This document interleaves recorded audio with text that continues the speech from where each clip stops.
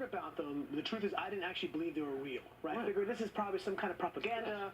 I went there, met with the police officers. They said, when we're pursuing a suspect and they cross that threshold, and there's about 30 or 40 of them in Sweden, they will not pursue. They will simply not pursue.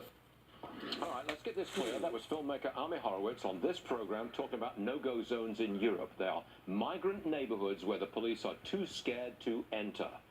Frequent guest on this program are Ralph Peters. He says no-go zones do not exist. It is an exaggeration, he says. Come on in, Daily Mail columnist Katie Hopkins. Now, let me ask you, you're based in Europe. Do these no-go zones actually exist? And I'm defining a no-go zone as a place where the police are fearful to tread. What say you?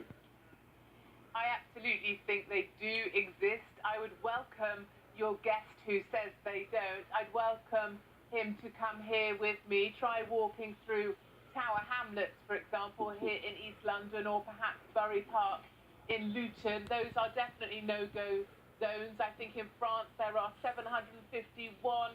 They're called zones urbaines, so kind of sensitive urban zones. Police won't go there either. The French authorities contest that, so I'm not going to get into whether or not there are no-go zones in France. But you're saying... And we've had the Metropolitan Police, an officer from the Metropolitan Police call into the radio studio where I work and also say there are areas where the police fear to tread, where they simply won't go, where they would not wear their uniform to go into those areas here in the UK. That's an officer from the Met Police calling the radio station here in London. What would happen, do you think, if you were to go into one of these so-called no-go zones in London, Tower Hamlets, for example? Yeah, I don't think I'd be a very welcome person there. There's certainly cities across the UK here, Leicester, Luton, probably areas of Birmingham, where I would be not only outnumbered, but also I would be unwelcome in my own country. But what would they do? I think that's one of the reasons we have had Brexit here. What would they do? This sense that people who are traditionally British are no longer welcome in their own country. I've got a limited time, Katie, but you've got to tell me, what would they do? What would happen to you if you went? Well, I think it's there's a gradient of different things that can happen to you. A lot of women are shouted at if they're not wearing the burqa or the face veil. For someone like me, I think I'm fairly tough, but whether I'd make it out of those areas or not, I would certainly be given a good scare, and I certainly wouldn't be welcome in a country that I grew up in, my grandfather grew up in, and that I belong to. Okay, now quickly, UK Prime Minister Theresa May, she set a date, March 2017, they'll begin negotiating the exit from Europe. Now you say that the Brits will now become a beacon for the rest of Europe. Explain yourself.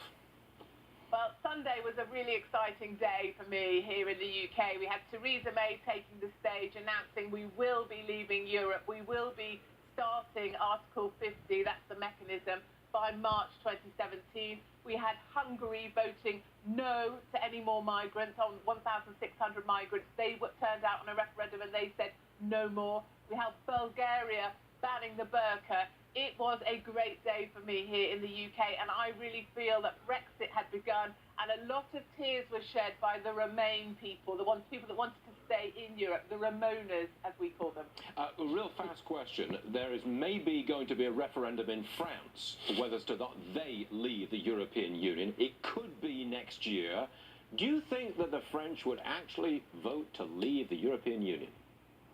Yeah, I think France is in such a mess. I think with all of the attacks they've suffered, I think for the Jewish population there, it's become a place that's very hostile, that they want to run away from. I think it's now racked with terror. I think they've had so much hostility against the traditional citizens of France that if there was a referendum, they would certainly leave. And I think we'll see more referendums on whether to admit more migrants. And I think they'll certainly won't see any more migrant distribution around Europe because countries are saying no. Austria, on the 2nd of December, is about to vote in the first far-right president of any European country. So the tide has turned, and those dominoes have really started to fall here in Europe. Katie Hopkins, thanks for joining us. We'll have you back real soon. Thank you. Thank you, Katie. Now.